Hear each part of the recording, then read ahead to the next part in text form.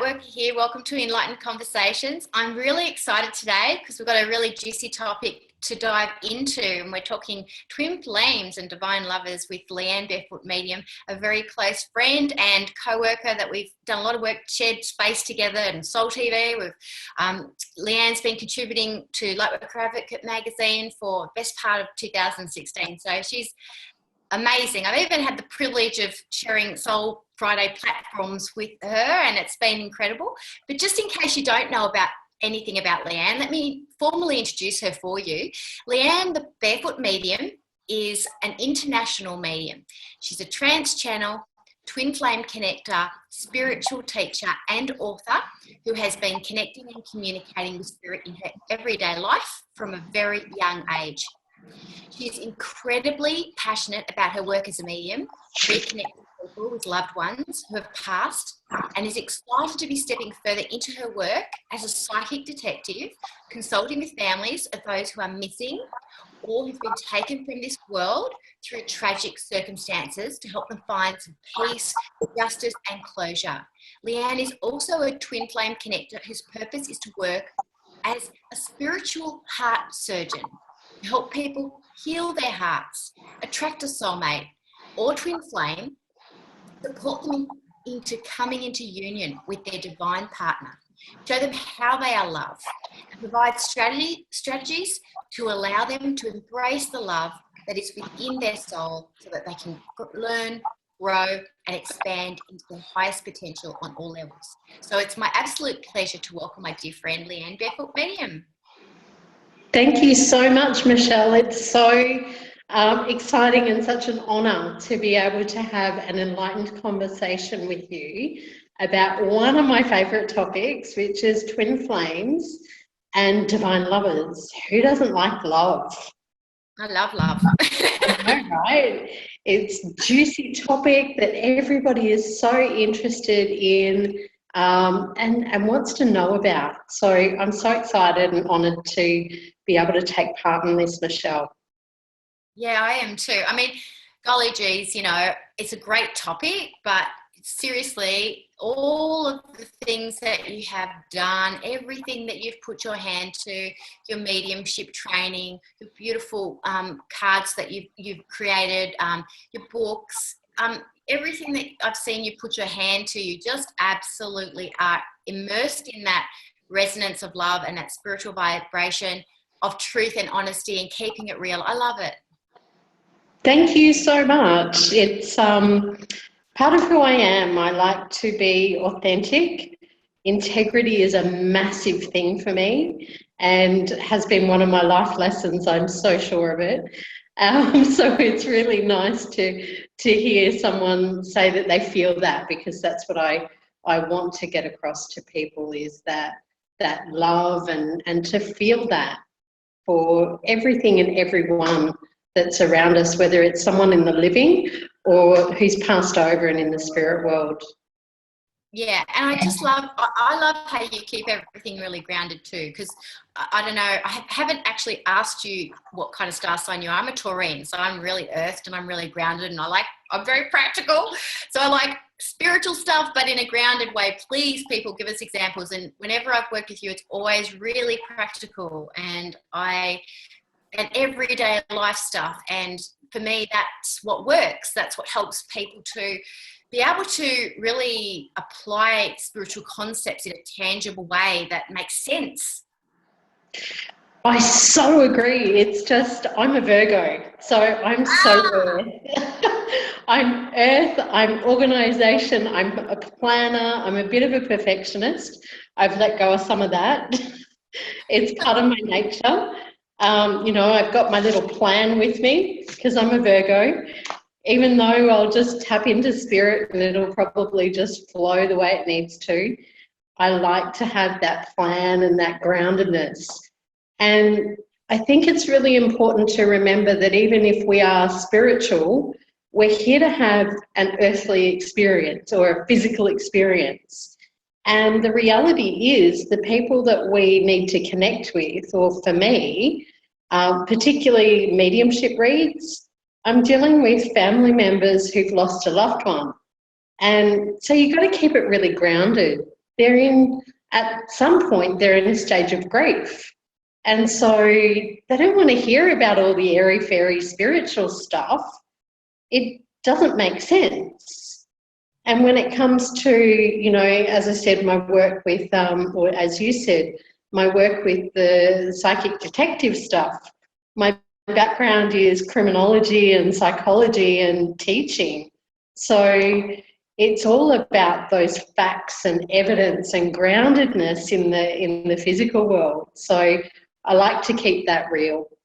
And when it comes to love, we don't want to talk about airy-fairy concepts that people can't relate to or use, and practical skills that they can't use in their real-world everyday life. So I like to use examples that people can relate to. Yeah, you do. And I love that. And every article you write for the magazine, I'm always going, oh yeah, good on you, Leanne. You've listed the steps, you've listed the tick to tick. So for me, like I've got a moon in Virgo. So my mothering is, yes, I have had to deal with perfectionistic issues. I have to deal with being over-organised, and hence the show being a little bit on, well, very much on the spontaneous side in a lot of ways, is extraordinarily different and outside of comfort zone in a lot of ways, but more and more nowadays, it's how I love to be, and I'm sort of sitting more comfortable in the peaceful pocket of it. But having said that, you know, there's a certain level of preparation spirit always wants us to do. And I think, you know, just being mindful of that, like even our interactions over the past few weeks, you know, just whatever comes in, and it's about listening. Even the fact that we're actually recording, like, how about this for a recording of a show, the 11th of the 11th at 11 a.m.? I mean, holy cow, like Spirit speaking to us. And then the message that came through about Remembrance Day was about remembering love to me today.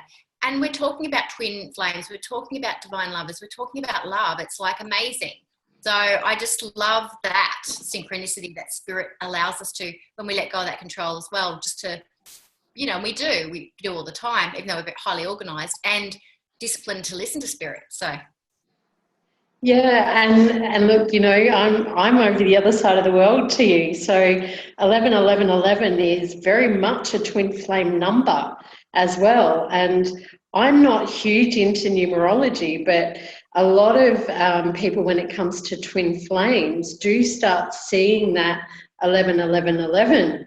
And it's a reminder to come back into your heart space and to come back into love for you and for all that is around you in the present moment, rather than, you know, looking back too far in the past or too far ahead. Because, you know, Remembrance Day is about remembering love that is in the present moment, regardless of the circumstances or situations that people have experienced in the past. It's about going, you know what, I honour whatever journey was there and is in this moment. So I think it's beautiful that Spirit always puts us in the right place at the right time. yeah, and I'm sure that everybody listening is probably at the edge of their seat going, tell us more. Tell me more about, I know I am. I really want to hear what you have to share today about twin flames, divine lovers, and I love your messages that you get from Spirit. So please share. Well, I guess we'll start with what is a twin flame, because I think there is quite a bit of, shall we say, misinformation out there, or confusing information for people about what the difference is with a soulmate and a twin flame. And so, you know, I really like to keep things practical and simple and go with, Spirit's told me there is 4 types of soulmates. The first one being karmic. Now, when we talk karmic, for me, that's really about balance. Yeah. The balance of positive or negative, you know, high vibration, low vibration. Everything has an equal and opposite that we have to come back into balance with. So if you don't believe in karma, that's okay. It's just about balance. And a karmic soulmate can be someone that really comes into your life with an incredibly powerful, strong connection. And it can be like an instant, almost that, love at first sight stuff and the fluttering. So that can be a karmic soulmate. They're put in your path to help you work through any past or current life issues and to get yourself back into balance. So to balance your karma. And, often Spirit says to me it's about balancing the sheet, like we do with the debit and credits. Yeah? And so you're more on the debit end, and are you giving out way too much and you've got to start receiving? Or are you doing all the receiving and you need to start giving? So it's really about looking at it as a debit and credit sheet in some ways, and rebalancing your energy on a physical, emotional, mental or spiritual level. So that karmic relationship can be incredibly intense, incredibly powerful, incredibly painful for some people, because it brings up all the stuff that needs healing. Yeah, and I wonder too that people get really confused by that, and they think, I've got this strong connection with this person, it's so intense and it's so like connected, and they get carried away with that as being their like actual, life partner.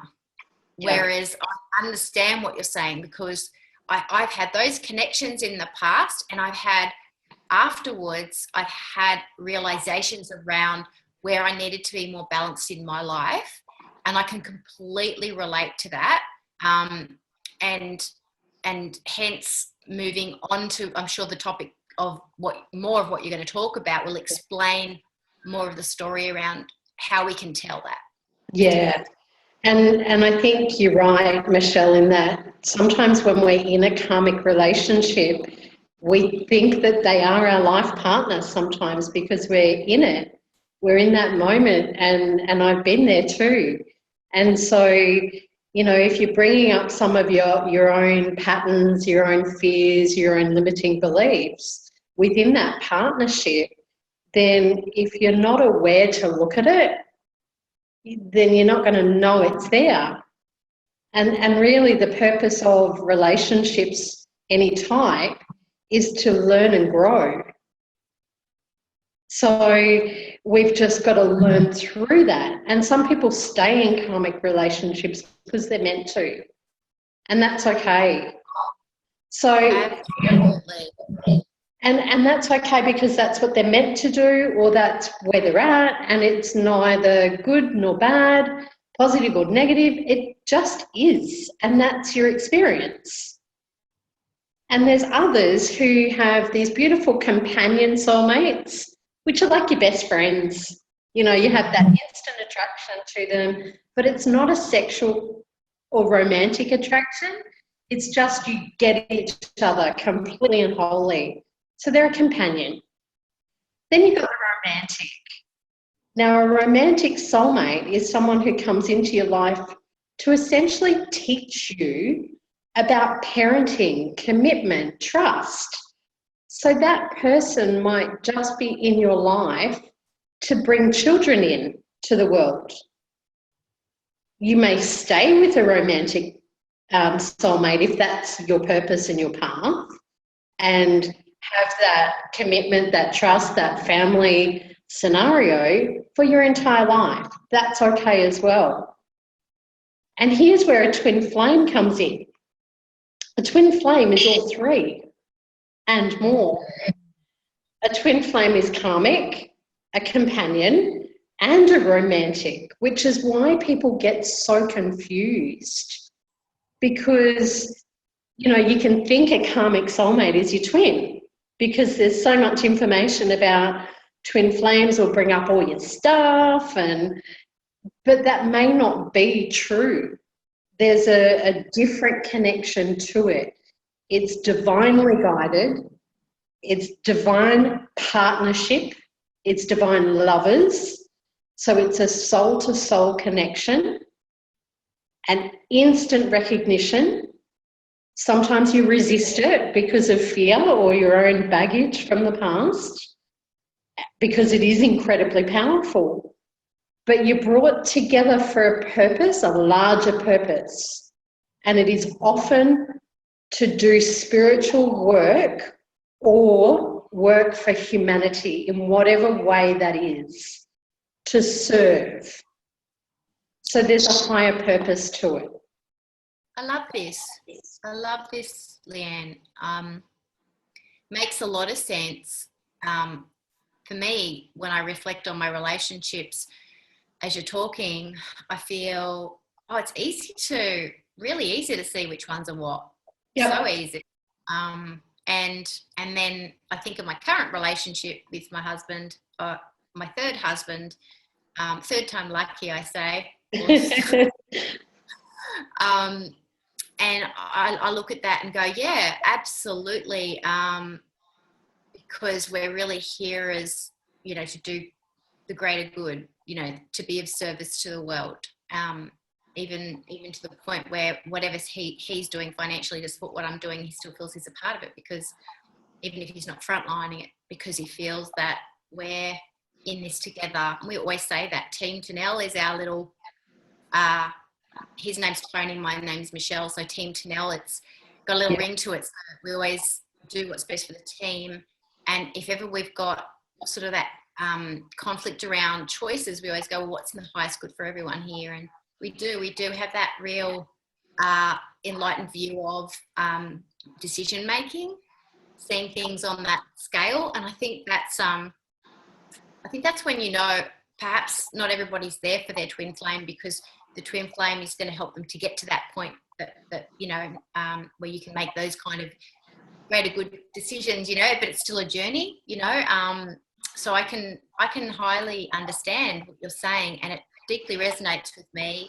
I dealt with, when I was doing my counselling practice and specialised in multi-addictions, had a lot of clients that were love addicts and codependent, and avoidant addicts. So they were in that relationship together. So they'd come into couple counselling, and we would work through their dynamic, their dance of doing the avoidance dance and love addiction dance. And I always remember feeling like there is, if you can't transform this dynamic, it's not the end of the world. This person isn't necessarily, it doesn't have to be that you felt that they were your soulmate. Do you know what I mean? So I totally get with what you're saying, because when you can respect a person's role in your life, even when you thought they were it, and then the loss of that can be so great, it can be turned to hate. People can turn to hate as intensely as they can to love because of that.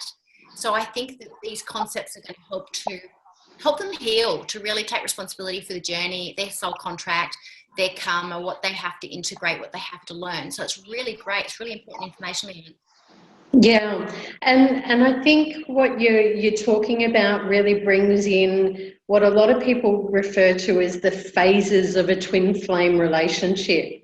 And they talk about stages and phases, and everyone goes through the push-pull, the runner and the chaser, and, that brings in the codependent side, or the blame-shame game, and, lots of those different patterns that can be there in relationships. But what Spirit's kind of worked with me on is grounding those a little bit more in reality. And they really resonate with me around my journey with karmic soulmates, companion soulmates, the romantic, as well as the twin flame. And it's really about going, well, what does a dance look like? And what does that mean in a grounded reality of walking it every day and going outside your door? And that's where I think a lot of people are getting confused with the information that's out there about twin flames and what you can expect. So, we're often put in relationships to learn and grow into more love for self. That's the purpose. The higher purpose of all relationships, whether it's with family, friends, lovers, partners, whatever, it's about learning and growing into more love for self and for spirit. Yeah, If so you true. believe, if you believe, and if you don't have that connection to spirit, God, universe, whatever you want to call it, then it's about growing into more love for you. Totally is. And and like in so many articles and things that you've written about how to do that and how to take care of yourself, what to do, in those practical, tangible, daily things, to remember. What I find, it becomes so much more obvious too, doesn't it? Like the dance thing, I think, is simply about if we can't let love in, like if we're not loving ourselves, we tend to push it away when it comes to us as well. And so even the person pushing the love away, if we're not the one pushing the love away, I think is also really important to understand that that's their business. It's not about us, right? So they're pushing, yeah, sure, they're doing the pushing, but that's a reflection on how much they're able to love themselves and feel connected to themselves. And so then we're less likely to take it personally, and we're able to love them anyway, whilst we also take care of our needs and our demands, or our expectations are perhaps reduced of that person because we know what they're capable of. Like perhaps I like to see it as not derogatory, but just like an emotional disability. If you can't love yourself, there's some kind of emotional disability going on that needs rehabilitation, and to acknowledge that in a loving way. And then what I find though is when we get back to not projecting the fact that that's about us, that they've pushed us away, it's actually about, and we get back to quickly loving ourselves, making sure we're supported, taking care of ourselves, being in the love vibration, then usually we either heal that relationship or we vibrate away from it because it's really not resonating with us anymore. Like we move forward towards our twin flame, rather than stay in a karmic soul mate relationship. Would you say that? Yeah, absolutely. And, I think those phases that we move through in relationships really do, they go back and forwards like a dance. And, when you're dancing in a partnership, and for me, I'll share an example. Years ago, I went to a salsa class with my partner at the time, and it was very much a karmic relationship. Went to this salsa class, and you have to obviously get in close and, be held, and the male's supposed to lead. And what was really interesting and what I became aware of for me was how much I was unwilling to allow him to lead because I didn't trust him, because of my own fears, limiting beliefs, patterns, my own baggage, or as I often call it, my own shit, because we all have it. That's the reality. And it's just about whether we're willing to deal with it as it comes up. And so I had my control pattern going on, and my fear of, well, if I let him lead this, then where am I going to go? And I don't know what's going to happen. And years later, after I stepped out of that relationship, I went back to a salsa class and was just dancing with other men. And I was really aware of how much I'd let go of that control pattern and how much I had allowed someone I didn't even know and trusted them to just lead me. And so, if you can look at it in a real world context like that and go, wow, how much of a control freak was I? Yes, I was in my Virgo element of perfectionism and control, but I had to look at my own stuff and go, well, what is it within me that wants me to control and know what's going to happen and plan and organise and, not trust someone else to do a good job or to look after me or to love me. And I think that that's where a lot of people get stuck with the twin flame stuff, is because whether it's karmic or twin flame, and often your karmic soulmate will prepare you for your twin flame, but you've got to be willing to look at your stuff. Otherwise, you're going to get another karmic relationship, another karmic soulmate that'll make you look at it. And if you don't look at it, you'll get another one, and you'll keep repeating that pattern until you're willing.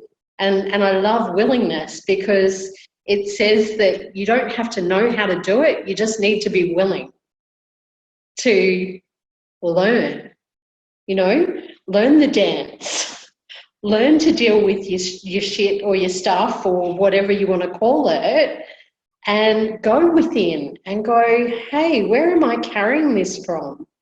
What was the cause of this pattern, and how can I shift it? How can I transform it? And it's the other example that pops in is, look at your wardrobe.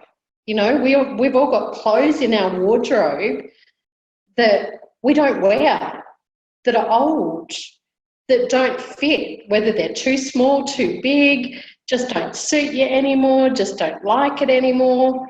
But a lot of people keep hold of it, like the fears, the limiting beliefs and the patterns, rather than going, you know what, I'm just going to pick these out and go, they don't fit anymore.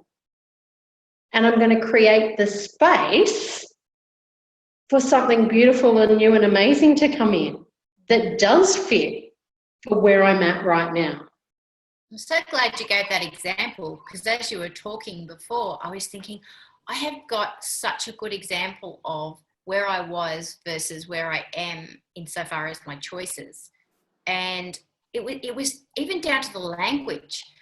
And I hear a lot of women, even today, a lot on television everywhere saying it. The sentence, I like bad boys, or I like a bad boy.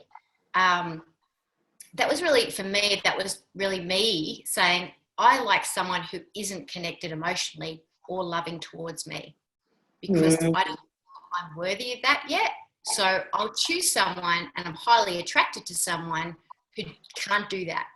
And that's where I'm set up emotionally right now. So that's what I'm going to go for. That's what rings my bell, And when I actually did a lot of my own healing, the spirit is so funny, because I met Tony on an online dating program, which I hadn't done before. And I hadn't dated for 11 years. So when I met Tony, I was dating everyone and anyone, and I didn't really want a relationship. So spirit was funny on that too. I just wanted to date. But anyway, Tony's actual byline or slogan on his username was "nice guy looking for a nice girl." That's what it was.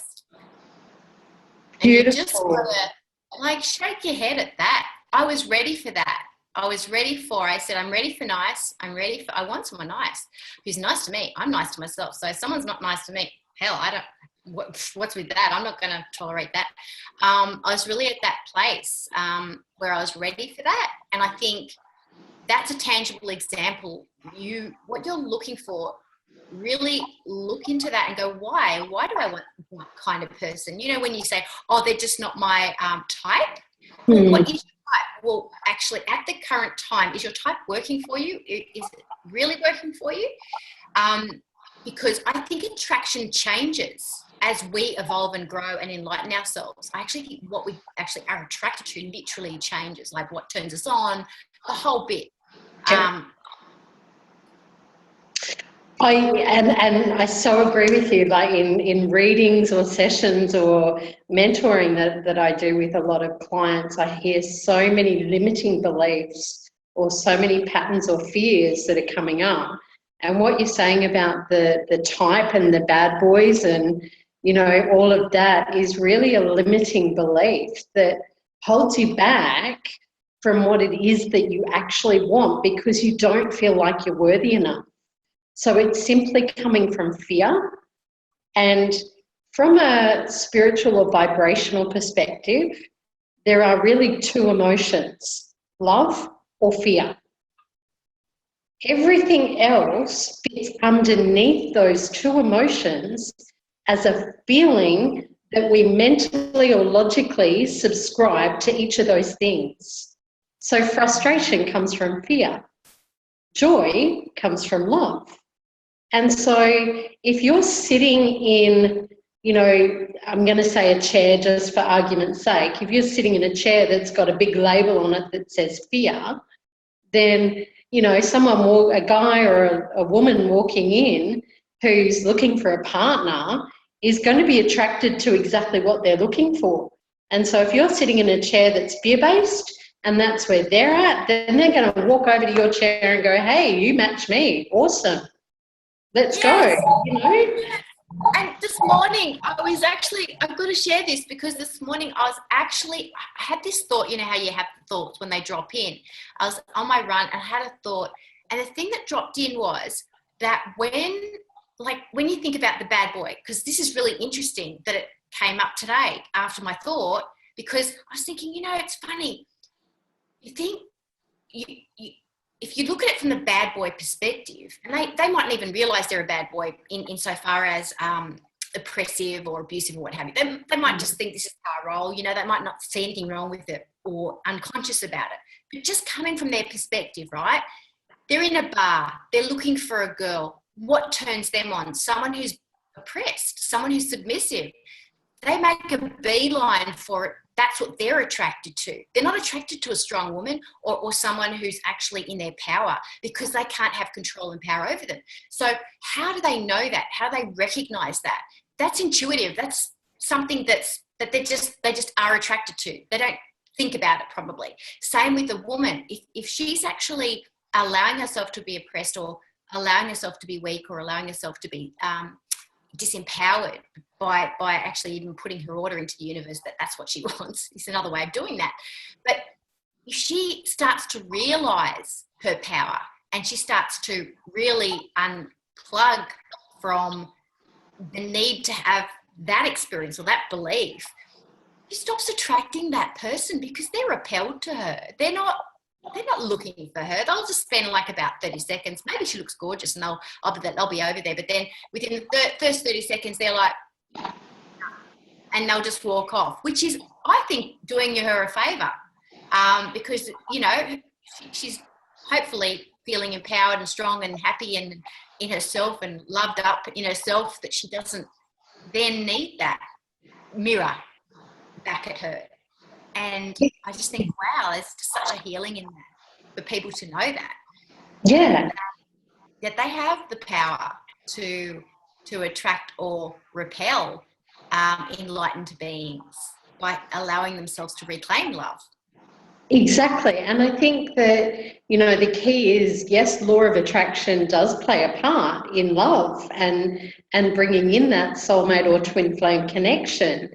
But I think what a lot of people don't realise is that law of attraction works on 3 levels, around thoughts, emotions, and action. So, I like a bad boy, or I always attract someone who cheats, or I like players, or, whatever. Always is a very, very long time, and I often say that to my clients when I hear those beliefs pop up.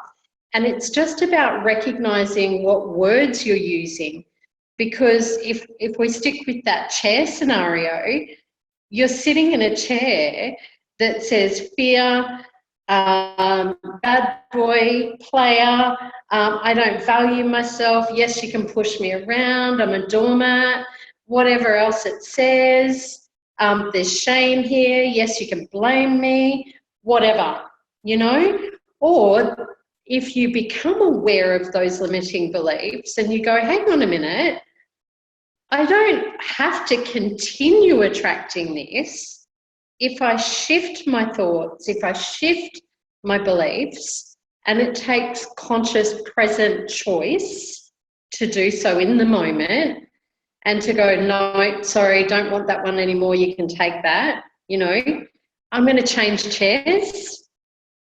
I'm going to change to a different seat which says love, joy, happiness, worthiness, beauty, honour, value, whatever, equality, balance, sensuality, intimacy, whatever it is that you want to attract, you have to be that. And that's where the emotion comes in.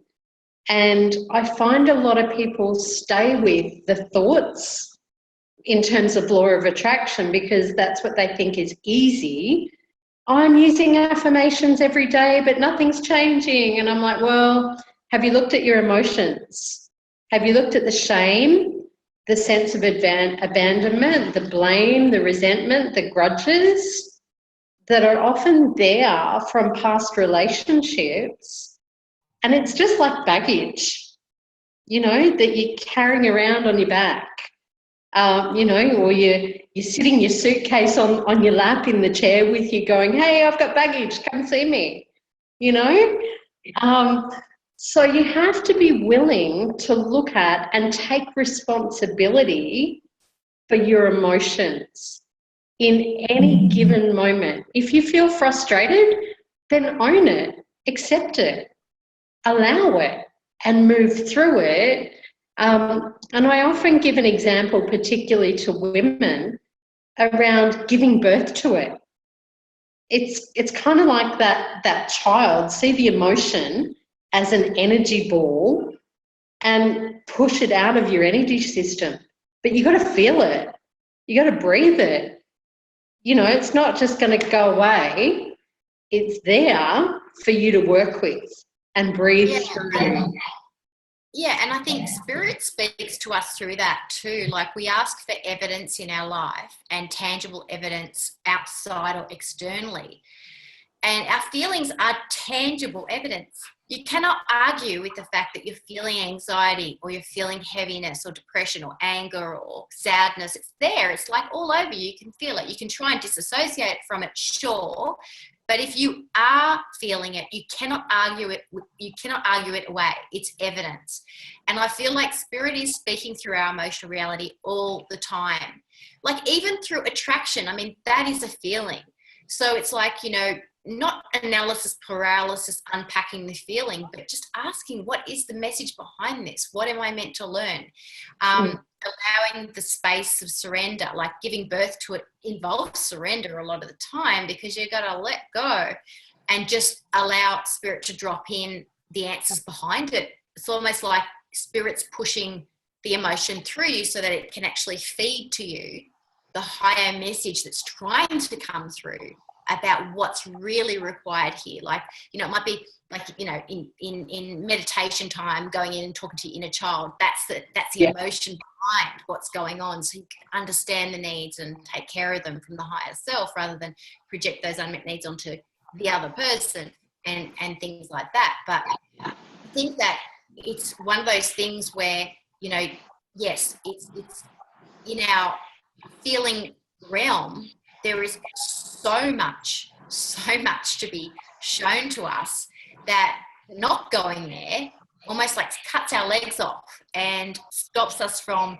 really progressing as quickly as we could in either a relationship or in attracting that. I totally agree with you, the law of attraction thing. And affirmations, affirmations, occasionally I would say, because if you cannot connect your feeling body to joy and gratitude and love around that emotion, then you need to be dealing with the emotion that's coming up that affirmation is presenting. If you're not dealing with it, denying it, then, as I said, you're cutting yourself off from evolving towards what you want and attracting what you want. And I think that the affirmations are a good start for people who are on that journey of, you know, maybe just stepping into their spiritual understandings and learnings. One of the things that Spirit often shows me with emotions and how they work with law of attraction is to think about a straw above your head in particular that connects you with source, spirit, God, whatever, universe, whatever you want to call it. And if that straw has big chunks of food in it or big chunky bits of yuck and gunk, which are simply those fear-based emotions or feelings that you've ascribed to it, whether it's confusion, frustration, anger, hurt, sadness, grief, you know, they're all the gunk that's in the straw. Meanwhile, spirit, universe, source, whoever is trying to bring you that loving partnership that you've been asking for, but you're not willing to clean out the straw. So you've got little dribbly bits coming through that you might see in your physical world as that evidence, like you're saying. So one day you might wake up and go, wow, I feel awesome today. You've got that love vibration dribbling on in. And then the next day, something might have gone on, whether it's a thought or an emotion, whether it's a reaction to something that's happened in your world, that puts you back in that fear space. So you're focusing on the gunk that's in your straw. And so the love stuff can't come in while you're focused on it. So you've got to get into that straw, which is you, and you've got to clean it out and be willing to feel it. And, you know, if I look at grief, you know, as a medium, I deal with grief with most of my clients at some level. The opposite of grief is love. And the reality is grief is there to show you how much you loved. Otherwise, you wouldn't be grieving. And that happens in the physical world as well when we step out of a relationship, but people are not willing to clear the grief from the past. So they carry it around, and then vibrationally, you've got to have a mirror to show you, which is often your physical world or that other partner that you attract, or situations, experiences, to bring up the grief or the anger or the resentment or the hurt, whatever, so that you release it, so that you get it out. So, you know, if you're doing that consciously, it can be a lot easier. But if you're not aware, then you're going to struggle and feel like you're working really hard to do things. So particularly when it comes to relationships, if you're going around and round in circles with the same patterns, then you're not looking at your emotional world. Full stop. I don't care how much work, how much healing you've done, don't care. Go and look at it again, because there'll be another layer. Otherwise, your world would mirror your worthiness, your love back to you. You are focused on fear at some point, whether it's your thoughts, your emotions, or your actions. And the actions are that sabotage pattern. You know, control, impatience, procrastination. I want a relationship, but you're sitting at home not doing anything about it. How's that work for you? Is that aligned with what you're asking for? You have to be willing to take the actions towards your twin flame if that's your intention that you're setting. And in doing that, you have to hold the intention. You've got to hold the thought, you've got to hold the high vibration, the love vibration, no matter what is going on in your physical world. And know that if you run, then you've got something to clear. If the other person runs, then they've got something that's not about you. Yeah. Never is. You know, and you come back together if you're meant to, once you've healed it, once you've shifted the vibration, once you've got the insight, once you've got the clarity. My pattern's played out. Okay, I can see how that worked. Awesome. Now I know next time how I can respond from love rather than react from fear. Yeah. And the reality is the twin flame dance is about fear and love. And how willing you are to heal that which is within so that you can grow into more love and expand into more love, enlightening yourself, enlightening your partner, and enlightening those that you're called to serve for your divine purpose. Yeah, it's so true. It's so true, because when I was dealing with the love addiction cycle, and primarily love addicts and love avoidance, we call them. Love addicts' primary fear is fear of abandonment, but their unconscious fear is fear of intimacy, which is actually letting the avoidance addict, or the love avoidance primary fear is fear of being controlled or fear of being engulfed, which is often that fear of being loved. But their unconscious fear is fear of abandonment. So there's a complete mirror there. Mm-hmm. Just being played out differently, but there's a complete mirror. And then I have clients come in and they'd be a bit of both, and so they'd be like a washing machine. So they'd be just doing that. I'm like, oh, but I can relate to that. Oh, but yeah, because they're a mirror. But, doing the washing machine thing. And it's exhausting. And what I would recommend people to do what you're saying is to really dive in to the emotional reality and also take care of those in a really responsible way. Because I think with these toxic and intense cycles, we tend to get addicted to the drama, and we tend to get addicted to the distraction. And what you need to do is the opposite, is to take some space or time if you need to, not run, take responsibility for it and say, hey, love ya, but this isn't working, love you, I'm just going to put the relationship on hold just for a bit, just so that I can sort my shit out and clear my space, so that I'm really clear what I'm doing here and what I'm creating. And then, as you're saying, come back together when you've had that chance, because sometimes it gets so toxic. And I'm sure people can relate to it. I mean, when I was working on the psychic lines, every second call was on my twin flame, my soulmate, my love life, blah, blah, blah. I mean, so many thousands and millions of people out there wanting this guidance, and not realizing that sometimes the best thing you can ever do, just take some space to reconnect with you, love you, feel your emotions, draw, fill up the love tank, learn how to do that, then go back and revisit the situation. And the lens that you see life through is so different. The lens you're seeing the person through is completely different. Yeah, and I think that's the reality with twin flames in particular. You won't come into reunion with them, as people say, or come back together with them until you know, and it's a knowing and a being, that you are complete, whole and lovable and loving and loved in your own self. You don't need, from a fear space, another person to fill those gaps. Just to fill that love through the straw.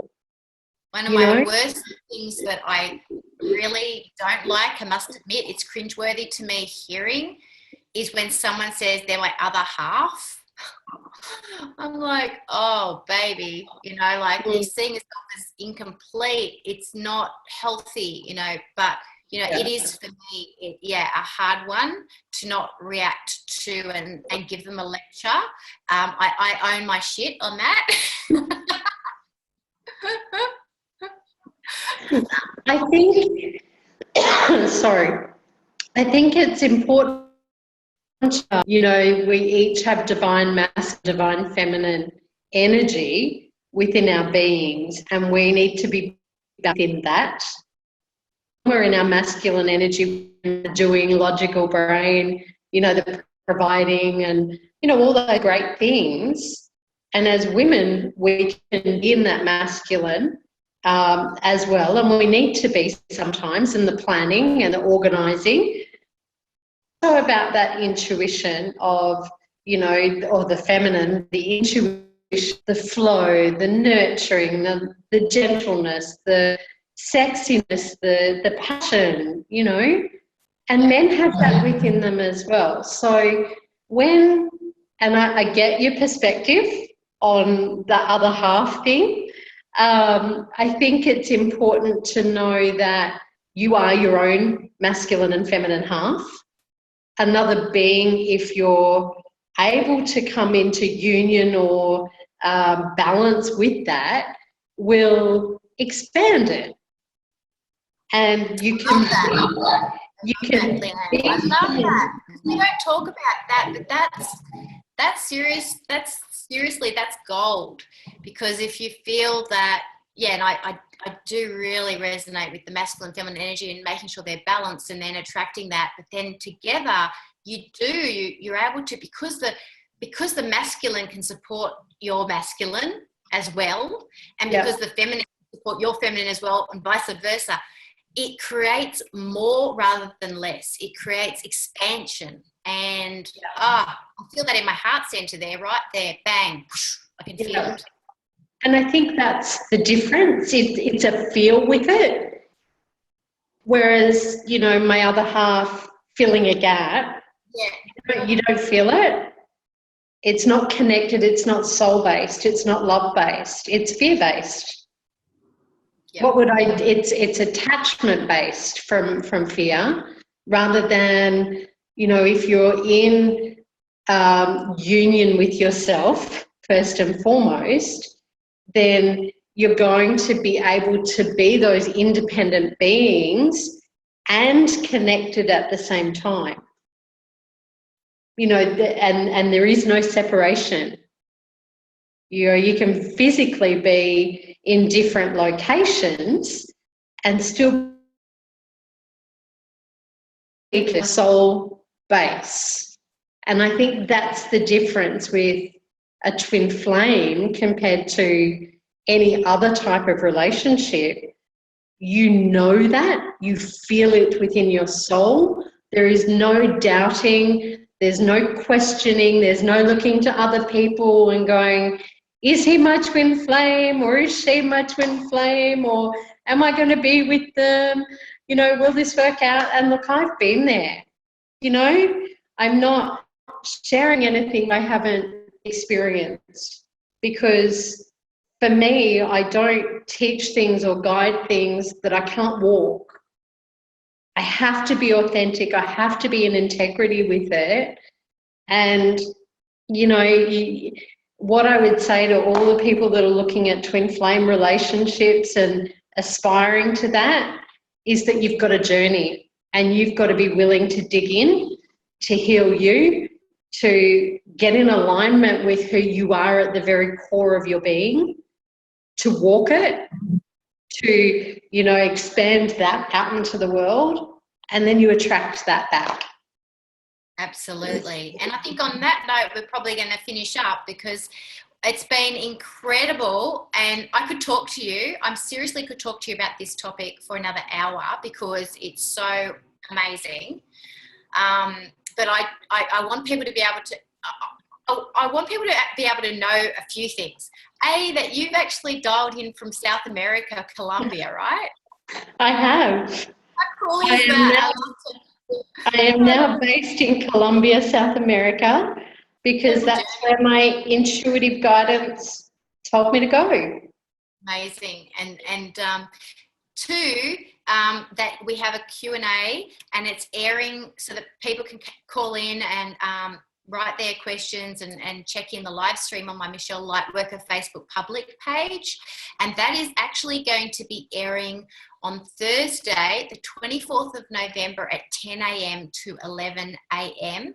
And I have the wonderful Leanne Barefoot Medium joining me. So we are going to hold space for, I'm so glad that we can, because there's so much to talk about and to continue to discuss. And I'm sure between now and then there'll be even more, as it usually does, similar way. But yeah, I hope you can join us then. And also, of course, the third thing, not last but not least, but Leanne, just share with our audience how they can actually connect with you, best way, websites, things like that. Yep. My website is the best way to contact me, on the barefootmedium.com.au, or through my Facebook page, Temple of Love, Soul and Spirit. I am also available for those who want to call me on my South American number, or I have my WhatsApp phone number, which is Australian-based and uses Wi-Fi. So WhatsApp is the easiest one, and that's 614 19762 So you can message me through WhatsApp or call me through there. Oh, that's awesome. Wow, you did such a good job remembering that number. That's amazing. Well, thank you again for joining me. Looking forward to more with you, further enlightened conversations. I'm sure there'll be many. And thank you so much for the beautiful gift and energy and spirit that you bring to the table here. Thank you so much, Leanne. Thank you, Michelle. It's been so much fun. Thanks, guys.